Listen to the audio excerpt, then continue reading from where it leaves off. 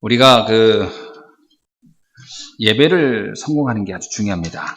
그러기 위해서는 예배 분위기가 대단히 중요하죠. 성가대는 어떤 의미에서 예배 분위기를 이렇게 정말 충만하게 만드는 중요한 역할을 합니다. 성가대가 가장 큰 기능이 뭘까요? 성가대의 기능이 뭘까요? 성가대의 가장 큰 기능은 악신을 쫓아내는 겁니다. 굉장히 생소하죠? 왜 그게 생소하냐면 실제로 다윗이 찬양할 때에 사울왕의 악신이 떠났습니다. 그것은 굉장히 중요한 부분이에요. 그걸 다윗이 체험한 거예요. 아, 흑암이 떠나는 거구나. 그래서 다윗은 자기가 찬양의 그 비밀을 알고 곡을 많이 썼습니다. 시편에서 다윗의 시편이 많잖아요. 찬양을 할 때 가장 중요한 것은 가사입니다. 곡조가 제일 중요합니다. 그러면 가사가 제일 중요하고 리듬은 뭐냐? 그 내용을 담는 그릇입니다. 그릇이거든요. 그래서 우리가 찬양할 때 자칫 잘못하면 리듬은 듣는데 가사는 별 생각 없을 때가 많아요. 그러면 핵심을 놓쳐버리는 겁니다. 그래서 찬양의 내용이 굉장히 이렇게 기도가 되는 겁니다. 곡조 있는 기도라. 그렇죠? 그래서 성가대가 찬양할 때 여러분은 어떤 마음으로 듣습니까? 잘한다, 못한다, 화음이 맞는다, 안 맞는다. 그러면 곤란합니다. 중요한 거는 좀 울리죠.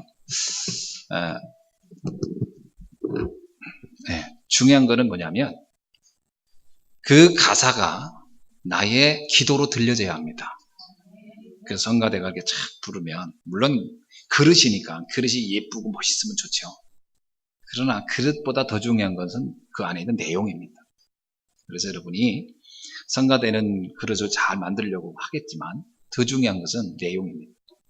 그래서 성가대들이 찬양할 때 그 가사의 내용에서 먼저 은혜를 받아야 돼요. 아, 이 찬양이 나의 고백이구나. 오늘 평화에 대한 찬양했잖아요. 평안. 오늘 여러분의 마음에 또 여기 계신 여러분에게 참 평안이 넘쳐나는 시간이 되길 주의 이름으로 축원합니다. 그래서 우리 안에 불안함, 초조, 염려 이런 게 있다면 그건 그 배우기는 악신이 있는 거거든요. 그 배우는 흑암이 있는 거예요. 그게 떠나야 되죠. 그래서 예배에 집중할 수 있고 예배를 성공할 수 있기를 주의 이름으로 축원합니다. 그래서 예배를 드릴 때 앞자리부터 앉는 거는 대단히 중요한 겁니다. 왜냐하면 말씀에 집중할 수 있기 때문에요.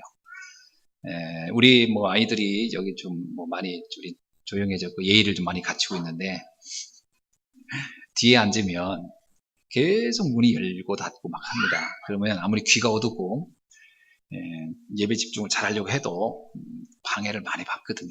그래서 가급적이면 앞에 앉아서 말씀을 집중해서 들으시면 좋겠고요.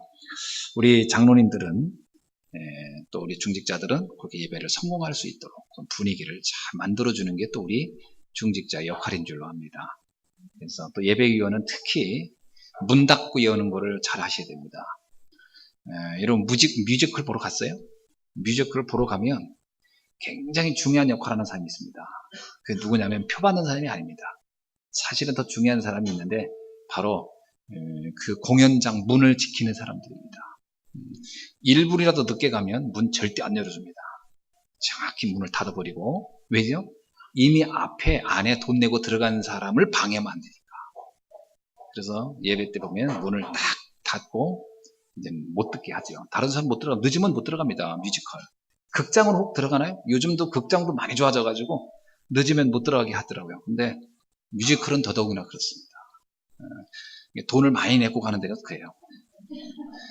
지난번에 제가 누가 저한테 뮤지컬 이렇게 하나 주어서 갔었습니다. 갔더니 들어갔더니 아주 그 안내한 분이 자리를 쫙 안내해 주더라고요. 참 잘 봤는데 들어오는 사람 때문에 방해받은 적이 없어요. 그런 것처럼 우리가 예배도 좀 일찍 오시고 또 예배위원은 바로 이런 부분들 이렇게 좀 예배를 잘 이렇게 집중해서 은혜롭게 드릴 수 있도록 그런 거 도와주는 역할이 바로 예배위원들이죠. 그래서 모든 분들이 예배를 성공할 수 있도록 섬세하게 배려를 해주시면 좋을 것 같습니다. 우리들도 그 예배를 드리는 이 분위기를 좀 업그레이드 시킬 필요가 있겠다. 좀 수준을 높일 필요가 있습니다. 그래서 여러 가지 신경 쓸 수 있겠지만 작은 것부터 하나씩 실천해 가면 됩니다. 순서가 있어요. 예배를 이렇게 예배를 드리는, 예배를 이렇게 은혜롭게 드릴 수 있는 분위기를 만드는데 순서가 있습니다. 이 순서를 잘 알면 됩니다. 첫째는 청소를 잘하는 겁니다. 작은 것부터니까요. 청소를 잘해야 됩니다. 그래서 우리 성도님들 정말 교회를 사랑하면 청소하는데 오셔서 하셔야 됩니다. 토요일 날 하거든요. 그게 왜 하냐? 집 청소하기도 바쁜데 제가 얘기하는데 교회 청소부터 먼저 하십시오. 왜 그런지 아세요? 교회 청소를 하면 내가 규모가 만들어져요. 청소에 대해서. 그러면 집 청소하는 힘도 생깁니다. 순서를 잘 바꿔보셔야 돼요. 모든 축복은 성전 미문에서 흘러가는 겁니다. 그게 에스겔서에 나와요. 모든 사람은 순서를 바꿔요. 가정을 먼저 지키려고 해서 지켜지지 않습니다. 교회의 축복을 누리면 가정을 지킬 수가 있어요. 내 힘으로 가정 안 지켜집니다. 하나님이 주신 은혜를 충분히 받고 은혜를 얻고 행복하면 가정에서 가서 화목해져요. 이걸 뒤집어가지고 난 가정에서 화목해지려는 게 예배도 빠지고 교회에 관심 없다. 의지가 있는 한 좀 지속은 되는데 얼마 있다가 깨집니다. 왜? 행복을 만들려는 힘의 근원지가 없기 때문에. 결국 자기의 성격대로, 의지대로, 상처대로 행동해버려요. 어느 날 보면 내 참을 만큼 참았어. 난 3-4번 참았어. 그게 자기의 의의거든요. 난 3번은, 4번째 못 참아. 이게 다 의미입니다. 근데 하나님의 은혜를 받으면 베드로가 그랬지. 몇 번을 참아야 됩니까? 그랬더니 60번씩, 70번씩, 7번이라도 참습니다. 그게 바로 은혜입니다. 그 은혜를 집으로 가지고 가보세요. 그러면 싸울 일은 하나도 없습니다. 사실은. 한번 생각해 보세요. 베드로한테 한 예수님 말씀을 한번 적용해 보세요. 내가 60번씩, 70번씩, 7번. 자꾸 헷갈리네. 그렇게 한번 적용해 보세요. 그럼 싸울 일입니다. 그래서 모든 축복의 근원지는 교회랍니다. 그거는 교회를 잘하란 말이냐 그런 뜻이 아니에요. 그게 이제 수준 낮은 사람이 생각하는 거고 수준 높게 생각하면 그것이 나를 바꾸는 방법이고 비결이구나. 그래서 여러분 교회 청소하라는 말은 장순히 청소를 말하는 게 아닙니다. 여러분 아이들이 학교를 가서 선생님이 청소해라. 그건 청소하는 아이로 나를 키우겠다는 게 아닙니다. 그런 뜻이 아닙니다. 어느 부모는 그러더라. 우리 아이는 청소시키지 마세요.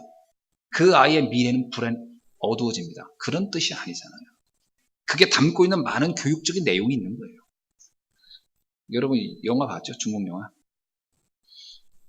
무술을 배우러 어느 스승을 찾아갑니다. 스승이 뭐부터 가르칩니까? 밥하는 거, 불 때는 거, 청소하는 것부터 시킵니다. 그게 단순히 밥 시킨 게 아닙니다. 그 사람의 규모를 만들어가는 출발로인 겁니다. 교회에서 청소 안 하고 이런 거 잘 아는 분들 있죠. 규모가 안 잡혀 있다는 증거입니다. 그거를 이렇게 하나하나 해가야 됩니다. 아멘. 그거 원리를 이해를 잘 하셔야 돼요. 근데 이 원리 이해하기가 쉽지 않은가 봐요. 굉장히 간단한 얘기인데. 두 번째는 뭘 해야 되냐? 소음 정리입니다. 소음 정리. 아무래도 예배를 드릴 땐 소음이 나면은 안 되니까요. 소음 정리를 잘 하는 거죠. 소음 정리는 교육으로 됩니다.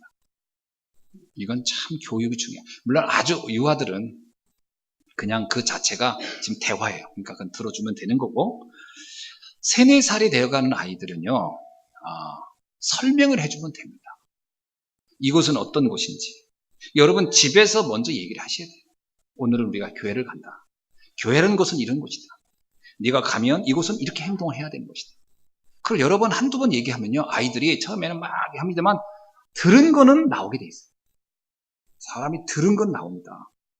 여러분 어떤 아이한테 어떤 사람한테 저 사람 이상한 사람이야 이상한 사람 계속 가지고 얘는 안 들은 것 같은데 그 사람 볼 때 자기도 이상해 보이는 겁니다. 들어온 건 나오게 돼 있어요. 아이한테 중요한 자리라는 걸 얘기를 해줘야 돼요. 참 중요한 곳이다. 우리는 예배를 드리러 간다. 내가 다른 때는 편하게 놀 수 있어도 그곳에 가서는 너를 절제할 수 있어야 된다. 왜냐하면 다른 사람을 배려해야 된다. 이런 걸 알려주셔야 됩니다. 너무 이쁜 아이, 뛰어다니는 게 너무 이쁘다. 그 아이를 이쁘게 못 키우는 방법입니다. 내 아이가 이쁘다고 해서 맘대로 다니게 하는 아이는 그 아이는 나중에 세상에서 사람들한테 문제를 일으키는 아이가 돼버리는 거예요. 사람들에게 인정받는 아이로 만들고 사랑받는 아이로 만들려면 교육을 시켜야 돼요. 다른 사람을 배려하고 신경 써줄 수 있다는 아이는 다른 사람이 그 아이를 이뻐하고 사랑하게 됩니다. 사랑받는 아이로 키우는 방법이에요. 구분 능력을 키워줘야 됩니다. 이거는 굉장히 중요한 잔소리 교육인데 이 잔소리 교육은 어마어마한 겁니다, 여러분. 잔소리 교육은 언제 끝나냐면 잔소리를 더 이상 안 해도 되는 수준까지 만들면 됩니다.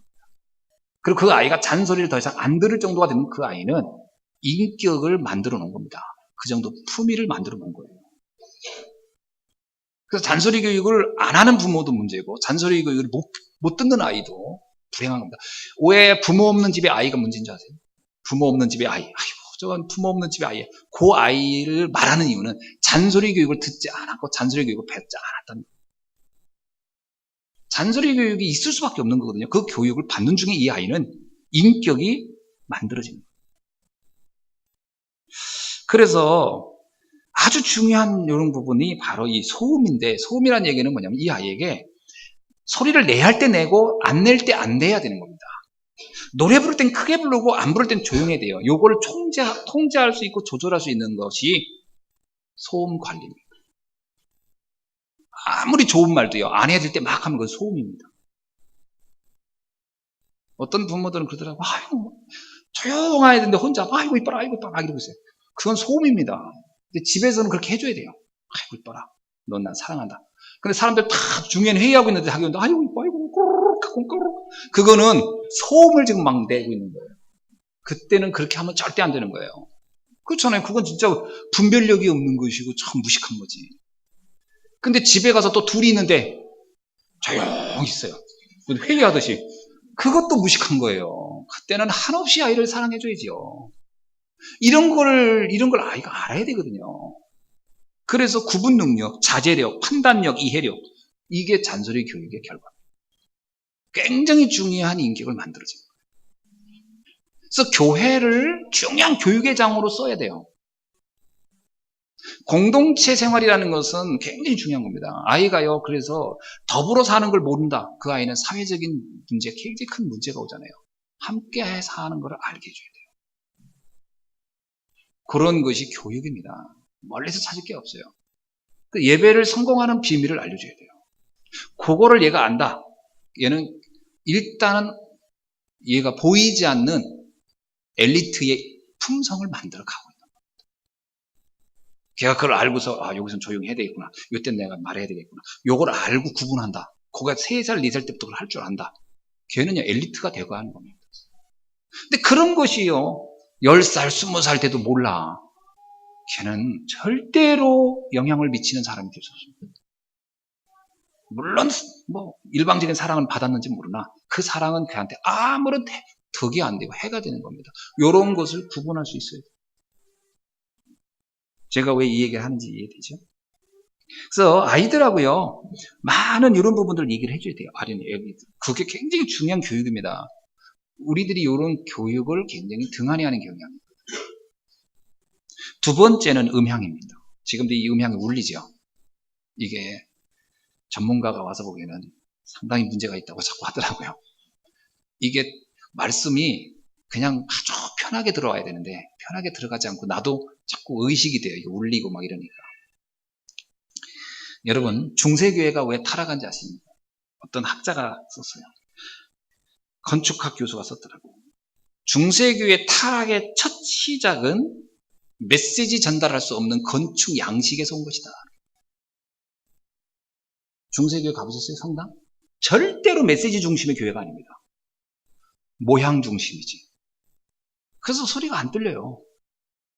여러분 바오로 대성당 가보셨습니까? 끝도 안 보여. 강당상 있는 데서 들어가는 데가 엄청 멀어요. 근데 거기에 마이크 시스템이 하나도 안 돼 있어. 그럼 도대체 어떻게 하려나? 그래서 나온 게 뭐냐면 예식이 나온 거예요. 예식. 앉았다 일어났다 앉았다 일어났다 같이 똑같이 암송해서 따라하는 거. 그건 메시지가 아닙니다. 예전이지. 그래서 카톨릭이 예전만 남은 거예요. 그래서 카톨릭은 메시지가 없어요. 근데 예수님은 어떻게 해요? 산에 모아놓고 5,000명이나 되는 무리에게 메시지를 합니다.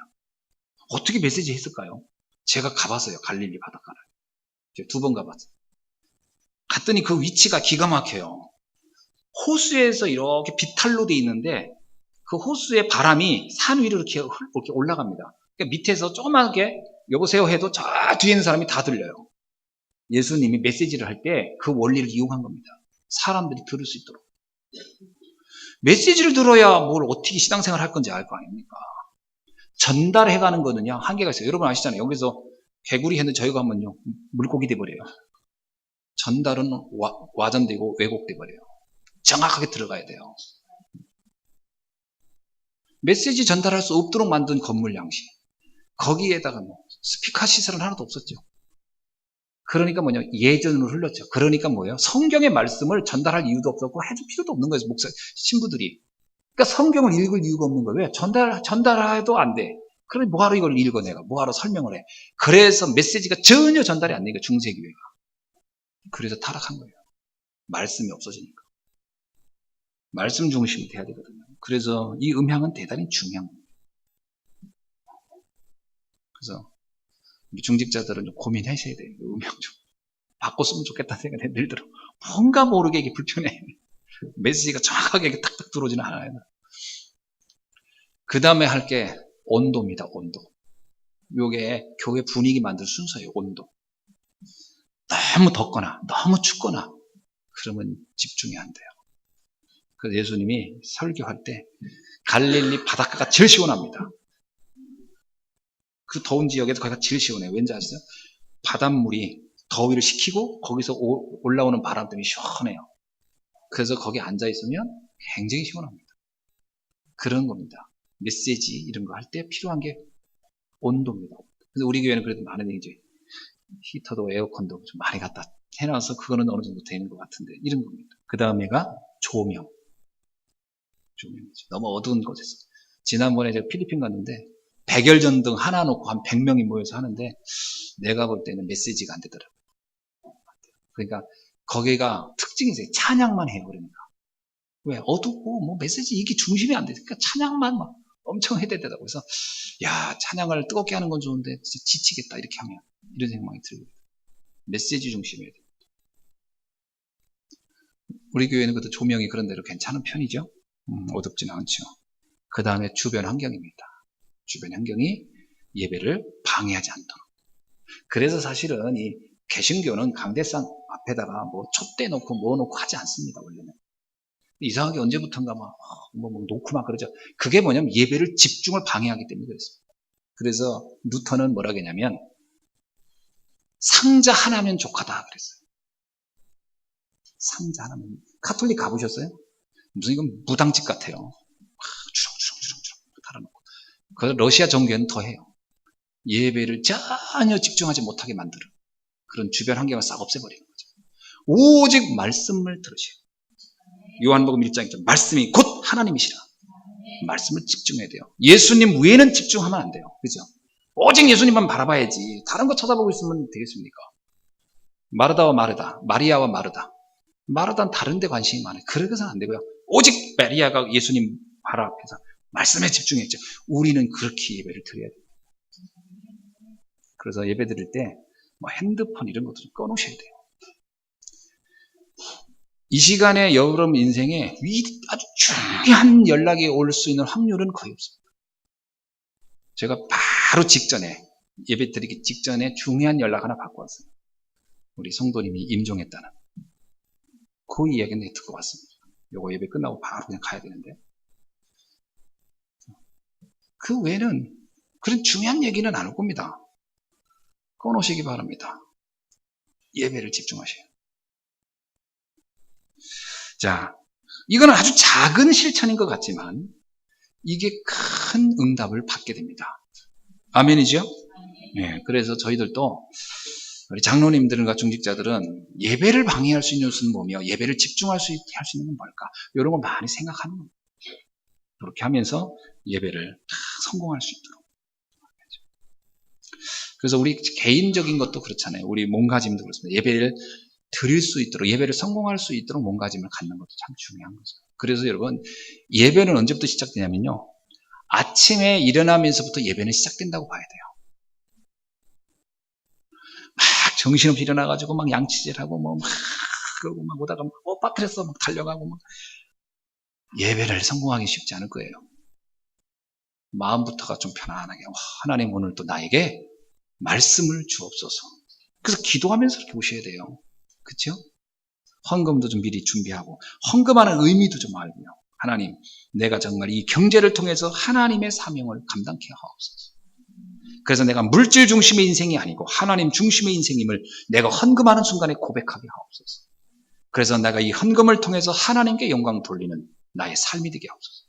뭐 이렇게 하면서 기도하면서 좀 하고요. 자녀들한테 이 헌금을 왜 하느냐. 이건 이런 의미가 있다. 그래서 설명도 해주시고 그렇게 하면서 예배가 이미 시작되어 있어야 돼요.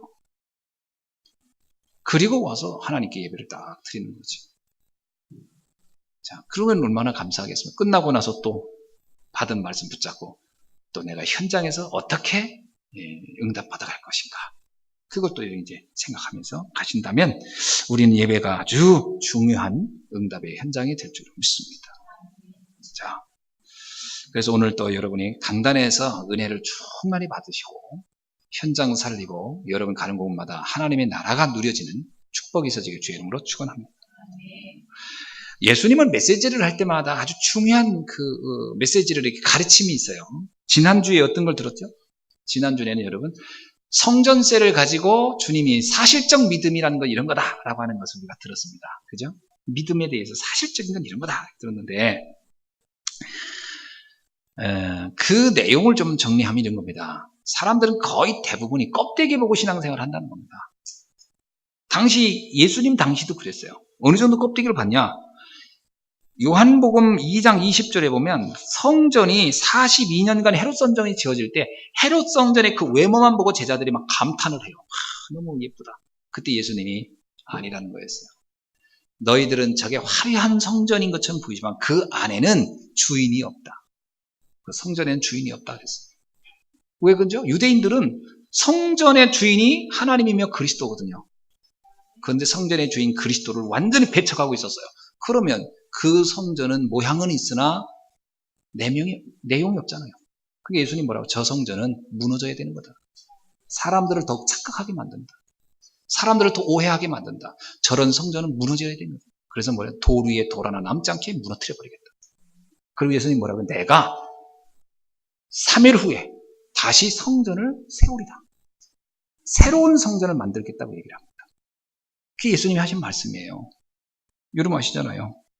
요한복음 2장 19절에서 너희가 이 성전을 홀라 내가 4일 동안에 다시 일으켜 세우리라. 그 얘기는 무슨 얘기죠? 내가 곧 성전이라는 거예요. 그 예수님이 베드로한테 그러잖아요. 베드로가 주는 그리스도시요 살아계신 하나님의 아들이십니다 라고 그러니까 과연하시므라 네가 복이 있도다. 이 믿음의 반석 위에 내 교회를 세우리라. 예루살렘에 있는 적은 교회가 아니라는 거예요. 이제 이 믿음 위에 세워지는 것이 교회이다. 여러분 우리 교회가 모양을 가진 것이 중요한 게 아니고 이 믿음 위에 세워지는 교회가 진정한 교회인 줄로 믿습니다. 그것을 설명했죠. 성전세를 가지고. 진짜 교회는 나다. 내가 교회의 주인이다. 그래서 성전의 주인은 나는 세금 낼 필요가 없다. 그런데 내가 낸다. 왜죠? 이들 가운데 분명히 또 믿음 약해서 오해하는 사람들이 있을까 봐 그들을 착각하지 않도록 하기 위해서 내가 규모를 갖춰서 복음을 말하고자 한다. 자, 그 얘기죠. 자, 그러면서 예수님께서 물고기 입에서 세금을 받아가지고 내라. 한 세겔 주워와라. 그 얘기는 가져와라는 얘기는 이 성전의 주인인 나는 하늘과 땅의 모든 권세를 가진 만물을 통치하는 창조자이시고 전능자이니라. 무슨 얘기죠? 우리의 교회의 주인이신 그리스도는 전능자이시고 창조자이시고 그래서 그분을 향하여 찬양하고 그분을 경배하고 그분을 통해 우리의 인생의 문제가 해결받는 줄로 믿습니다. 그게 지난주에 드렸던 말씀의 핵심이었어요. 자, 그래서 오늘 우리가 그러면서 무슨 얘기합니까? 제자들에게 가서 물고기 잡아오라 그러잖아요. 굉장히 어려운 요구잖아요. 여러분 생각해보세요. 물고기 위해서 돈 가져오라는 얘기가 쉬운 요구가 아니잖아요. 그런데 제자들이 아무도 불순종하지 않고 갔습니다. 그게 무슨 얘기죠? 창조주의 말 앞에 토달지 말고 순종하라는 거예요. 주의 말씀에 100% 순종하라. 그게 어디서 나오죠? 노아에게 방주 만들어라. 그것도 산꼭대기에다가 120년간 노아는 100% 순종합니다. 예. 또 순종하죠? 누구한테요? 여호수아에게 말합니다.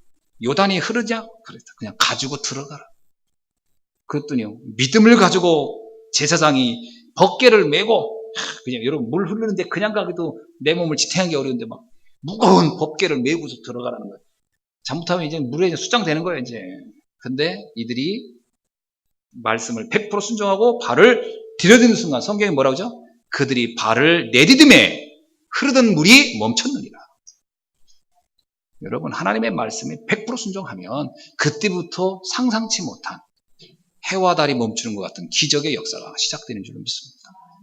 그게 지난주에 드렸던 말씀의 핵심들이에요. 그래서 말씀 따라가고 말씀에 순종하라. 내 계산 생각 내려놓고 말씀이 하라는 대로 하라. 말씀이 가면 가고 말씀이 쓰면 쓰고 그때부터 우리의 인생은 변화가 시작된 줄로 믿습니다. 자, 이 말씀을 마친 이후에 일어난 일입니다. 오늘 말씀이죠. 마태복음 18장입니다. 그때에 이 말씀을 하고 나서 제자들에게 와서 묻습니다. 천국에서 누가 큽니까? 이런 질문을 하죠. 글쎄요, 제자들의 질문은 세상 사람들이 가지고 있는 생각을 가지고 한 겁니다. 우리가 12명이니까 우리들 중에 서열이 있어야 되지 않겠습니까? 그 얘기거든요. 한국 사람들은 2명만 모여도 그 중에 반장하고 부반장 시킨다고 하던데 이 제자들도 그런 거예요. 우리 중에 서열을 이렇게 주님은 12제자 중에 누구를 이렇게 서열을 어떻게 매기려고 합니까? 누가 큰 사람입니까? 이런 얘기거든요.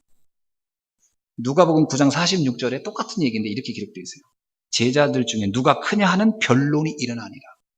서로 막 흔히 말하면 논쟁이 일어난 거야. 야, 내가 그래도 예수님한테 제일 먼저 부름받았으니까 내가 대빵 아니냐. 야, 무슨 소리야. 우리 형제인데. 우린 2명 아니야. 이목 아니야. 두목. 우리는.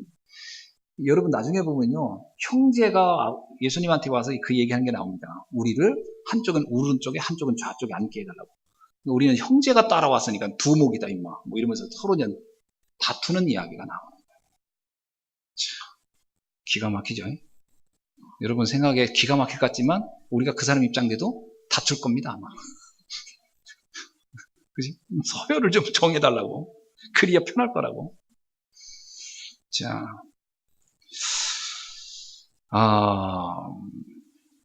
세상 사람들은 이런 서열을 대단히 중요하게 여깁니다. 그렇죠? 세상에 그게 원리입니다. 그래서 우리가 이 서열을 무시해도 안 돼요. 무슨 얘기냐면 세상은 그런 서열을 가지고 있다는 걸 알고 있어야 돼요. 그게 하나님이래요. 난 질서의 하나님이다. 서열이 있는 겁니다. 다 왕이 있고 신하가 있고 종이 있고 다 있어요. 세상은 서열을 가지고 있어요. 그거를 알고는 있어야 돼요. 모른다. 그럼 무식한 거지. 그리고 나 인정 안 한다. 그러면 세상과 결별하고 살아야지. 우린 세상 속에 사니까 알고는 있어야 됩니다. 그런데 또 뭡니까? 이거를 무시하면 안 돼요. 그래서 무시하면 합니다. 우리가요 복음 전하거나 이럴 때 이걸 무시하면 절대 안 됩니다. 교장 선생님한테 복음을 전하는데 평교사 앉혀놓고 거기서 영접하세요. 그건 말이 안 돼요. 서열이 나인 거 구분할 수 있어야 돼요. 아니 장군한테 메시지 하는데 옆에 쫄다고 보고 있는 데서 무릎 꿇으세요. 날 따라하세요. 그게 안 되는 겁니다. 그렇게 할 수가 없어요. 하고 싶어도 그때는 혼자 따로 모아놓고 하면 할까? 쉽지 않은 겁니다. 그리고 그렇게 무릎 꿇고 하세요 하는 것도 메신저가 누구냐에 따라서 달라집니다. 왜 누가가 데오빌로한테 서신을 보냈겠습니까? 데오빌로라는 사람의 위치를 보고 서신을 보내야만이 그 사람의 입지를 인정하고 질서를 인정하고요. 그 서열을 인정한 겁니다. 그리고 그 사람 수준에 맞게 복음을 넣어준 겁니다. 지금 사람들이 이거 무시해버리거든요. 복음이니까 되지 뭐. 복음이라고 되는 게 아닙니다. 그거를 다 잘 알고 해야 돼요. 그런데 더 중요한 건 뭐냐면 이 서열에 빠져버리면 어떻게 될까요? 다시 말하면 내가 그 서열에 막 집중해가지고 나도 그 자리 한 자리 해야 돼. 이건 또 어떻게 되겠습니까? 이건 완전히 영적이지 않아요. 지금 제자들이 이런 부분이 구분하는 거, 그거를 이렇게 활용하는 거, 아니면 거기에 내 빠지는 거, 이것이 구분이 안 되고 있는 거예요, 제자들이.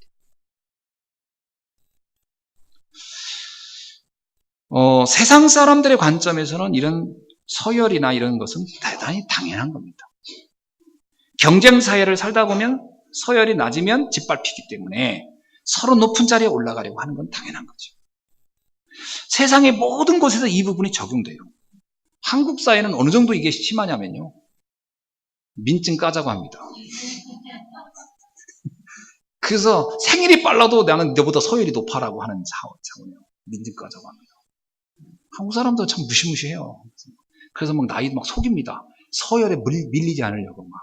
그 나중에 이제 뽀록나면 이제 부끄러워지고 난리도 아니죠. 이게요, 한국 사람이 서열에 대단히 민감하거든요. 서열에. 그러니까 이런 거 무시하면 안 돼요, 여러분. 그래서 이거 속이면 안 돼요. 이거 속여놓으면 나중에 곤란해집니다. 그런 세상이 말하는 서열을 어느 정도 인정하고 거기에 맞춰 가야 돼요. 조금 내가 얼굴이 노안이라고 해가지고 나이를 몇 살 더 먹고 높이고 뭐 이러면 절대 안 되고 다 맞춰 가는 겁니다. 그것은 세상 사는 방법이고 그 사람의 위치 인정해줘야 돼요. 그 사람이 장이다, 장으로서. 그리고 다 인정해줘야 되는 겁니다. 그거를 무시해버린다. 그거는 무식한 거고요. 그거는 세상과 사는데 상당히 문제가 오는 겁니다. 제가 어릴 때가 대학교 다닐 때 무슨 행사를 했는데 그 행사 때 초청을 했어요. 근데 자리를 잘못 배치한 거야. 우리가 몰라가지고.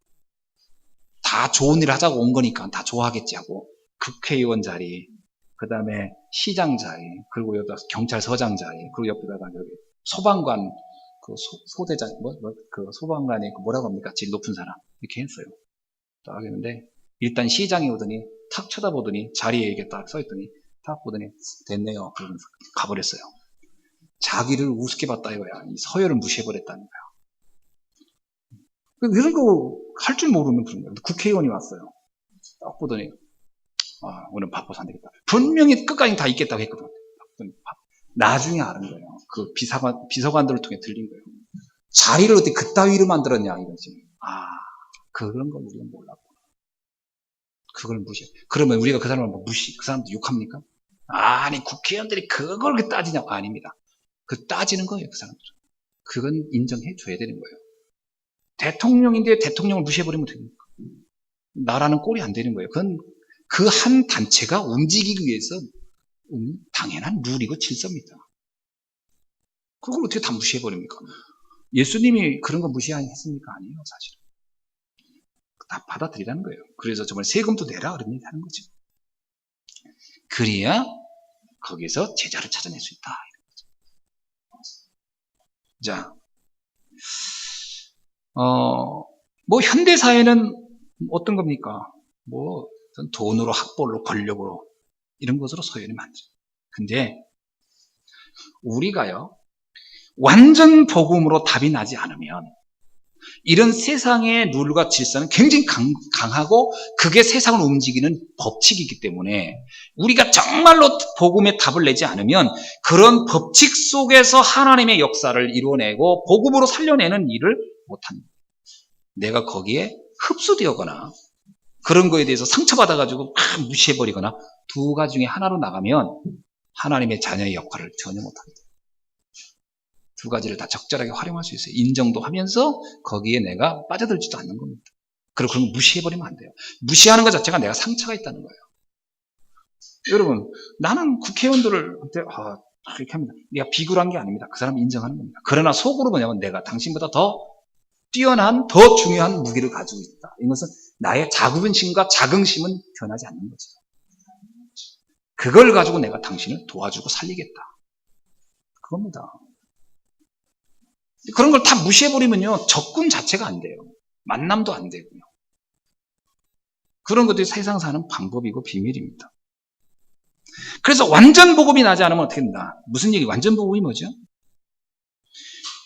내가 하나님의 자녀라는 것이 최고의 자리라는 것이 깨달아져야 돼요. 그건 이미 내면 속에 있는 힘입니다. 내가 하나님의 자녀, 최고의 축복이다. 최고의 신분이다. 최고의 축복이라는 것이 각인돼야 돼요. 요게 흔들리면 그다음부터는 세상의 그런 룰이나 여기에 따라서 내가 자꾸 흔들리고 부러워하고 거기에 자꾸 상처받고 그럽니다. 여러분, 요셉은 노예로 갔어요.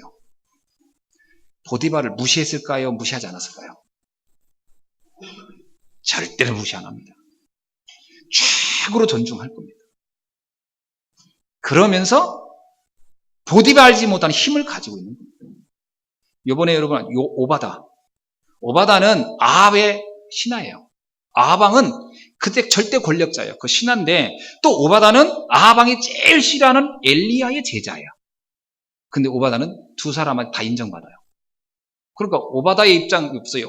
아합은 엘리야를 죽이려고 해요. 그런데 나는 중간에 아합의 신하이기도 하고 오바다의 제자이기도 해요.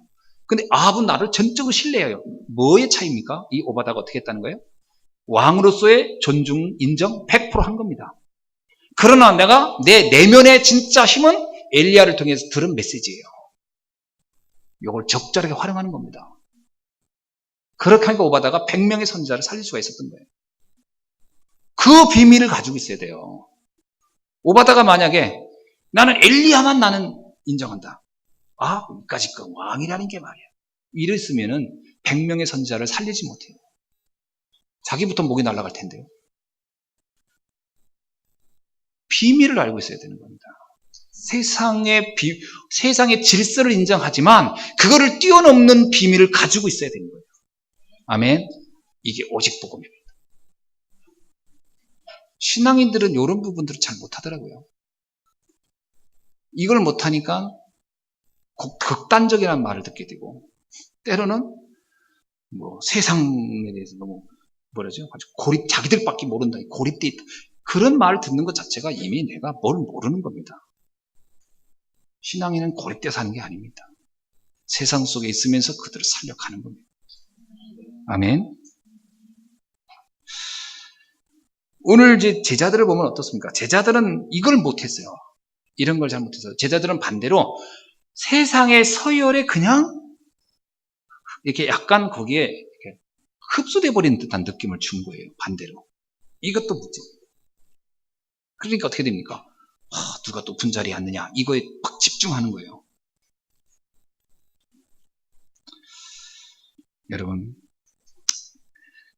그동안 제자들이 메시지를 많이 들었는데 뭐가 안 됐다는 얘기죠? 복음이 나의 인생의 답으로 사실적으로 잡혀지지가 않은 거예요. 완전히 복음이 최고라고 하는 것이 결론 났으면 이런 질문은 할 필요가 없는 거예요. 그리스도의 자녀가 최고의 긍지와 자부심이면 이런 문제는 질문할 필요도 없었던 거예요. 근데 이게 안 된 거예요. 이게 안 되니까 자꾸 그런 거 따지는 거죠. 그러니까 세상 눈치 살살 보고 나도 어떻게 한 자리 해먹을까. 이미 복음이 아닌 거예요. 아니 복음을 알았다 하더라도 체질이 너무나 세속적인 거예요. 이것이 바뀌어야 돼요. 바울이 뭐라고 합니까? 세상 사람들의 서열이 별게 아니라는 거예요. 그러나 별게 아닌 걸 알지만 맞춰가는 거거든요. 바울이 이런 얘기합니다. 고린도전서 1장 27절로 29절. 그러나 하나님께서 세상의 미련한 것들을 택하사 지혜 있는 자들을 부끄럽게 하려고 하시고 세상의 약한 것들을 택하사 강한 것들을 부끄럽게 하려 하시며 하나님께서 세상의 천한 것들과 멸시받는 것들과 없는 것들을 택하사 있는 것들을 폐하려 하시나니 이는 아무 육체라도 하나님 앞에서 자랑하지 못하게 하려 하심이니라. 이 얘기는 세상 것 무시하라 이 말이 아닙니다. 하나님이 아닌 것, 세상이 만들어준 것은 자랑할 게 못 된다는 것을 가지고 있어야 돼요. 그 하나님은 부족하더라도 너희를 충분히 하나님의 역사를 하는 데 쓸 수 있다. 그러면 서열에 연연하지 말라는 겁니다. 그거는 그냥 알고만 있으라는 거예요. 진짜 마음은 거기에 담지 말라는 거예요. 주님은 충분히 너를, 네가 아무리 연약한 것 같아도, 네가 아무리 서열이 낮은 것 같아도 너를 들어서 충분히 하나님의 역사를 할 수 있고 저들을 부끄럽게 할 수 있는 자리에 올려놓을 수 있다는 겁니다. 요셉이 그걸 알았어요. 서열을 막 어떻게 해보려고 하진 않았어요. 절대로. 최선을 다합니다. 존경하고 인정하고 자기 주인을. 어느 날 때가 되니까 하나님이 요셉을 총리의 자리에 앉히는 거예요. 그들을 부끄럽게 만들어버린 거예요. 한순간에. 그게 하나님의 역사를 본 거예요. 그러니까 요셉은 하나님의 능력을 믿은 겁니다. 믿으시길 주님으로 축원합니다.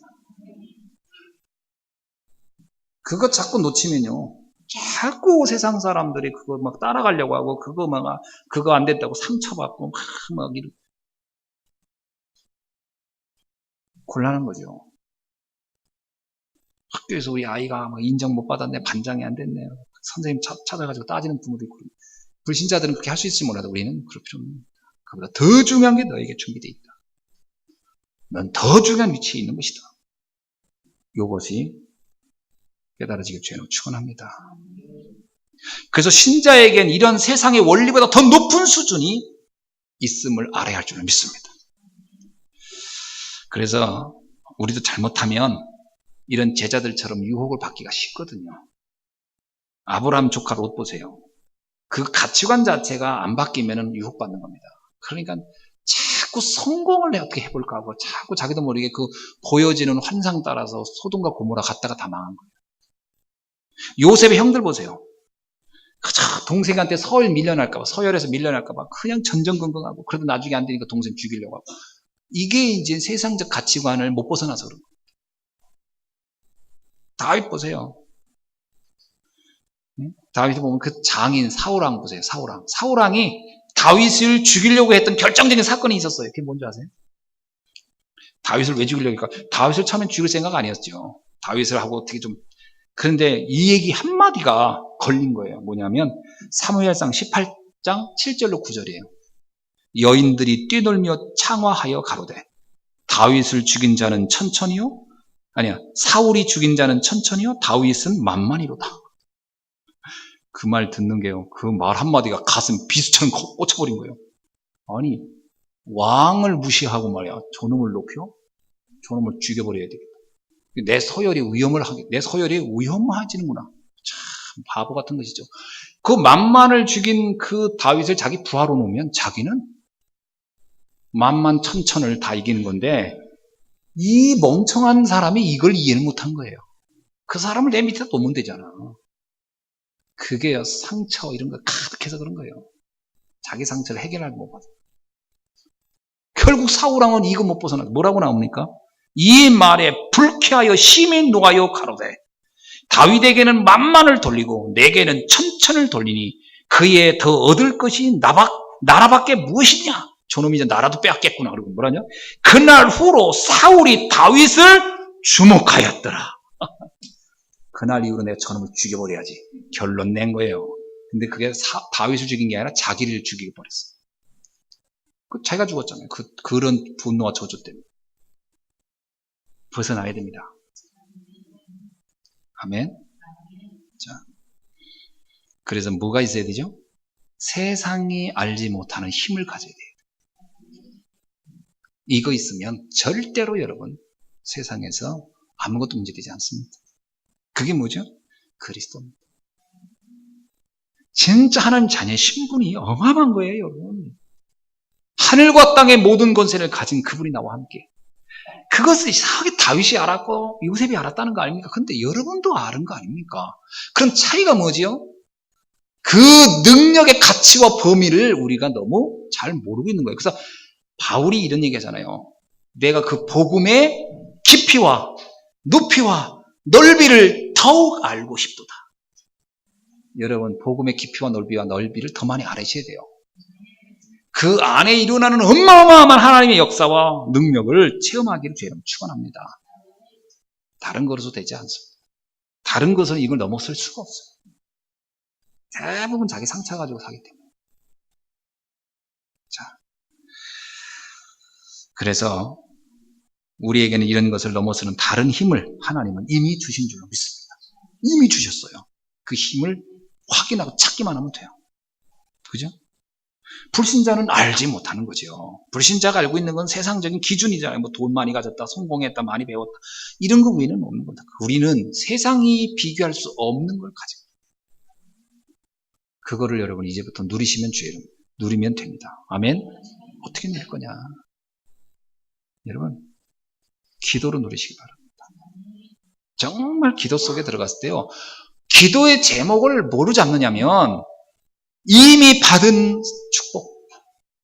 하나님이 이미 주신 거. 그거를 한번 여러분이 곰곰이 생각해 보세요. 그러면 내가 참 정말 별게 아닌 거 가지고 분노했고 별거 아닌 거 가지고 내가 화를 냈구나. 그래, 그럴 수 있지. 그 사람들은 그것이 다라고 생각하니까.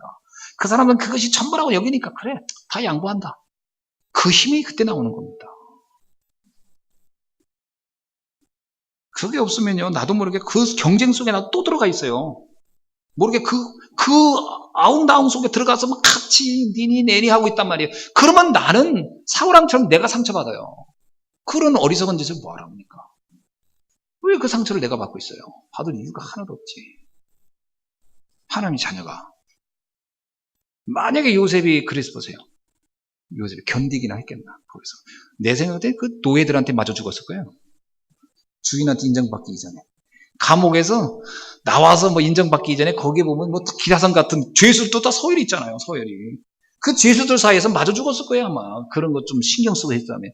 전혀 관심이 없는 거예요. 자리? 그래, 또 다 가져라. 상석에 앉고 싶어. 완전 말석에 앉지 못 가지고. 왜? 내가 말석에 앉았다고 내 말석입니까? 아니에요. 하나님의 자녀인데. 하나님이 날 인정하는데. 문제될 게 없다. 아멘? 그 정도 자부심은 있어야 되고 자긍심은 있어야 되지 않겠습니까? 서로 여사람들 인사합시다. 당신은 최고의 사람입니다. 믿어지십니까? 최고의 사람인데 상처받을 게 없어요, 사실. 그냥 뭐 떠들든지 말든지 그래. 요셉이 보디발이 뭐라고 하고 뭐 같은 노예들이 뭐라고 하면 어떻게 생각해? 속으로 해서 그냥 내 생각에는 피식하고 웃었을 거예요. 근데 보는 데서 하면 오해받을까봐 안 보는 데 가서 화장실에 앉아서 그랬을 거예요. 바보들. 그랬을 거예요. 요셉은 혼자 화장실에 앉아서 바보들. 그걸 가지고 아유 정말 쪼다들 따로 없네. 그 표정 관리 해야 되겠지. 표정 관리 싹 하고 나와서 그러셨습니까? 아이고 장군님, 아이고 그러십니까? 주인님 그랬겠죠. 속으로는 참 그래야 되는 거예요. 근데 화장실에 앉아가지고 나를 무시해서 이러고 앉아있으면 곤란한 거예요, 정말 우리는.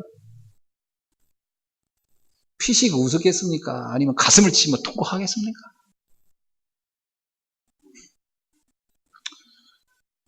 둘 중에 하나 선택하시기 바랍니다.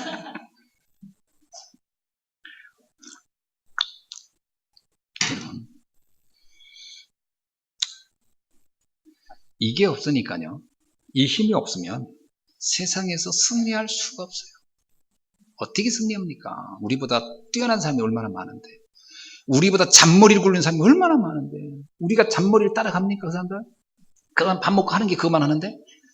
어떻게 따라가요? 우리는 와서 예배 드리다 보니까 이 시간에도 잔머리 못 돌리고 있잖아요. 이 시간만이라도. 이미 잔머리 들리는 경쟁에서도 졌다니까. 우리는 이미 졌어. 잔머리를 돌릴 수가 없어요. 돌려도 안 통해. 그 사람들은 잔머리 쪽에는 내가 아무리 대단한 것 같아도 그 사람들은요, 사실은 그런 쪽으로는 위에서 내려다보고 있는 거예요. 그냥 까불고 있네. 그런단 말이에요. 그렇다면 어떻게 돼요? 저놈은 도대체 알 수가 없어. 할 정도가 돼야 돼요. 저 속은 알 수가 없네요. 그게 뭐냐면 불신자의 머리도 계산이 안 나와야 돼요. 보디발의 생각으로는 요셉이 계산이 안 나오는 사람이라. 보통 죄수 같으면 이해해야 되는데 이놈은 그렇지가 않아. 그러니까 나중에 보니까 그 사람의 진심을 본 거예요, 요셉이. 그게 뭐예요? 여호와의 신에 이렇게 감동된 자를 내가 본 적이 없다. 너 대단하구나. 인정해버리고 굴복해버리잖아요. 이 힘이 있기를 주의 이름으로 축원합니다. 그래서 경쟁으로 이기면 집니다. 우리는 경쟁으로 이기는 게 아닙니다. 하나님의 능력으로 압도해버리는 겁니다. 아멘. 경쟁으로 이기면 져요. 하나님의 능력으로 압도해버리는 거지. 여러분의 한 사람 때문에 정말 이 나를 만난 모든 사람들이 새로운 세계의 눈을 뜰 수 있어야 됩니다. 아멘. 그래서 우리는 지금 뭐 원망하면서 살 시간이 없어요. 누구 때문에 어떻다, 누구 때문에 상처받아. 이거는요, 우리한테는 시간이 아까운 거예요, 시간이. 그러면, 목사님, 그래도 그렇지. 그거 어떻게 그래? 아니, 그런 일이 없다는 얘기가 아닙니다. 있어요. 그런 일들이 일어나고 말도 안 되는 일이 일어나죠. 그러나 그거는 내가 정말 하나님 자녀라는 어마어마한 신분을 가지고 보면 별 문제가 안 되는 거예요. 말 그대로 우스운 거예요, 우스운 거. 우리가 그거 하나하나에 반응하며 살 만큼의 여유가 없어요. 지금 우리가 가야 할 길이 얼마나 엄청나고요. 우리가 해야 할 일이 얼마나 엄청난데요. 지금 하나님이 여러분에게 맡긴 일이 얼마나 엄청난 일인데요. 세계복음 하잖아요. 여러분에게 맡긴 일이 얼마나, 여러분을 통해서 후대들을 살리라고 하잖아요. 그런 거를 다 지금 묻어두고 그 사소한 내 앞에서 일어난 그런 작은 일에 지금 내가 막 울고불고 할 수 있는 시간이 없다니까. 그거 가지고 아픔이 어쩌니 할 시간이 없다니까요. 그게 어리석은 거. 그걸 예수님이 뭐라냐면 세월을 아끼라고 한 거예요. 세월을 낭비할 필요가 없습니다. 왜냐? 여러분이 너무 존귀하기 때문에. 아멘. 여러분이 너무 소중하기 때문에 여러분의 가치를 그렇게 하찮게 하면 안 된다는 거예요. 깨달으시길 주 여러분 축원합니다.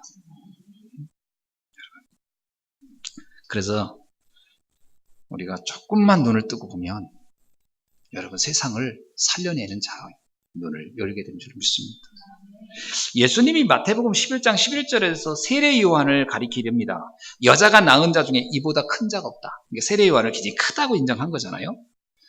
세례 요한을 크다고 인정한 이유는 뭘까요? 그 사람이 학벌이 좋아서요? 집안이 좋아서요? 그게 아닙니다. 물론 제사장 사가랴의 아들이 맞습니다. 그러나 세례 요한은 한 번도 성전에 살아본 적이 없어요. 쉽게 말하면 자기 신분을 포기해버린 거예요. 그리고 자기는 일부러 성전에서 제일 먼 광야에 가 있었어요. 신기하죠? 내가 전에 얘기했잖아요. 유대인들은 성전 중심으로 서열을 매긴다고. 그런데 세례 요한은 성전 서열로 본다면 제일 낮은 데가 있는 거예요. 광야. 뭐 먹고 있어요? 메뚜기 석정이 먹고 있어요. 그거는요, 제사장들은 입에 대지도 않는 것이고 쳐다보지도 않는 것들이에요. 불결해서. 근데 세례 요한은 그거 먹어요. 혼자. 맛있다고. 그런데 예수님은 그가 큰 자라 그런 거예요. 기준이 다른 데 있었어요. 뭐죠? 세례 요한이 뭐라 그랬죠? 400년 만에 말라기 선지자 이후에 선지자의 예언이 끝쳤어요. 말라기가 마지막 구약의 선지자죠. 말라기 이후에 400년 동안을 침묵 기간이에요. 이걸 뭐라면 신구약 중간사라고, 이거를 신구약 암흑기라고 그래요.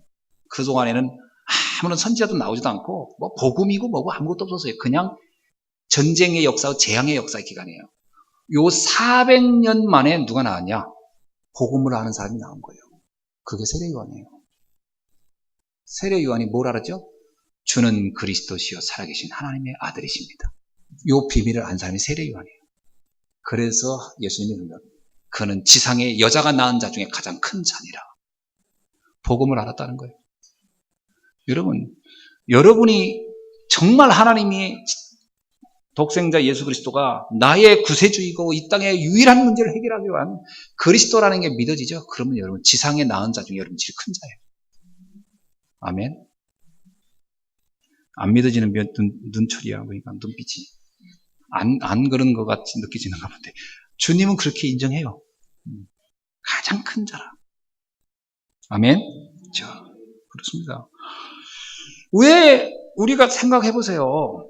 그 루터 얼마나 하나님이 루터를 크게 쓰셨습니까?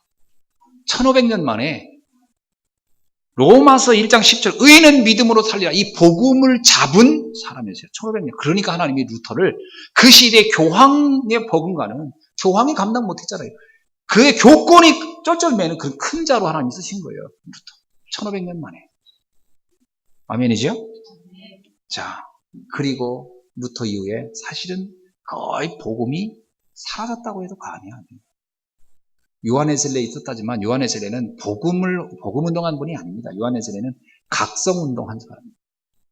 그죠? 요한웨슬레는 18세기 각성 운동한 분입니다. 무디 미국에서 각성 운동한 분이에요. 복음 운동은 안 했어요. 사실은. 오늘 우리에게 사실은 우리가 복음을 안다는 것은 남들이야 그 뭐라고 하든 말든 상관없어요. 뭐 니만 복음이야? 뭐 상관없어요. 누가 복음이냐 하는 거나 네가 복음이냐 하는 거나 상관없습니다. 그게 중요한 게 아니고 내가 아니 복음이 최고다. 이건 자부심이에요. 그냥 자긍심이고 남들이 뭐라 하든 상관없어요. 그거. 이 응답을 여러분 굳게 붙잡길 바랍니다. 그러면서 500년 만에 잡은 거라고 생각해 보세요. 야, 내가 루터 이후에 어떤 의미에서 이 복음 제대로 알았구나. 하나님이 나를 크게 쓰겠어요, 안 쓰겠어요? 쓰시지요. 깨닫게 주 여러분 축원합니다. 자, 그러면 이 방법을 이기는 방법이 뭐냐? 자, 어떻게 하면 이 복음을 복음되게 할 거냐? 오늘 본문에 한번 봅시다. 이 제자들이 이제 막 누가 큰 자냐 했더니 예수님이 이렇게 합니다. 예수님은요, 참 기가 막혀요. 생각지도 않는, 상상치도 못한 방법으로 답을 주는 거예요. 이르시되 진실로 너희에게 이르노니 너희가 돌이켜 어린아이와 같이 되지 아니하면 결단코 천국에 들어가지 못하여. 갑자기 그 2절에 보세요. 예수께서 한 어린아이를 불러. 그러니까 제자들이 그렇게 하니까 잠깐 있어봐라. 어린아이를 조그만히 부르는 거죠. 제자들에게 얼마나 이 모멸감을 줬을 거예요. 야, 니들이 큰 자리를 울려고 요 아이만도 못한 것더라. 그러면서 이제 이 아이 딱 세워놓고 얘기하는 거. 요 아이 갖춰야, 요 아이처럼 되어야 너는 큰 자가 되느니라. 그러면서 뭐라고 얘기하죠? 4절에 보죠. 그러므로 누구든지 이 어린아이 같이 자기를 낮추는 사람이 천국에서 큰 자니라. 여기서 어린아이 같이 낮춘다는 말은 겸손하라 이 말로 이해하면 안 됩니다. 여러분 어린아이 같다는 것을 할 때는 두 가지의 특징이 있어요. 어린아이. 하나는 childish라고 하는 말 있죠. childish는 뭐냐면 유치한 이런 뜻입니다. 어린아이의 습성을 말할 때 childish가 뭐냐, 이건 참 유치한 아이다 이런 의미죠. 너 이렇게 유치하냐? 또 하나가 있어요. childlike라고 하는 게 있어요. 그건 뭐냐면 얘 참 순수하다 이런 의미가 있어요. 그러면 이 childlike라는 것, 본문에서 예수님이 어린아이와 같이라고 하는 것은 어린아이의 속성 중에 이렇게 순수한 아이와 같이라는 개념인데 무슨 얘기예요? 너희들이 좀 순수하지 못해 이놈들아 그 얘기거든. 이렇게 순수해야 된다는 거예요. 그러면 순수의 개념이 뭐죠? 순수가 뭐예요? 아이들이 막 깨끗한 상태를 말합니까? 아이들이 깨끗해요? 난 아이들이 어떤 때는 음흉하기도 하고 근데 아이들이 계세요. 권위 앞에 쉽게 복종합니다. 권위 앞에. 아이의 특징은 자기가 약한 걸 아니까. 그래서 속으로는 어떤지 모르지만 그 무슨 얘기냐면요. 자기를 자랑할 게 없는 거예요. 어린아이 특징이. 내가 뭐 내놓을 게 재물이 있어요. 뭐가 있어요. 힘이 있어요. 아무것도 없잖아요. 어린아이 특징이 돈이 있어요. 뭐가 있어요. 아무것도 없지. 자기를 낮춘다는 얘기는 뭐냐면 하나님의 권위 앞에, 하나님의 능력 앞에, 하나님의 역사 앞에 나를 내 거를 드러낼 수 않는다는 거예요. 지금 이 제자들이 누가 높습니까? 하는 게 뭐예요? 뭔가 자기 거 자랑할 게 있다는 거잖아요. 좀 서로. 그걸 놓고 얘기하는 거예요.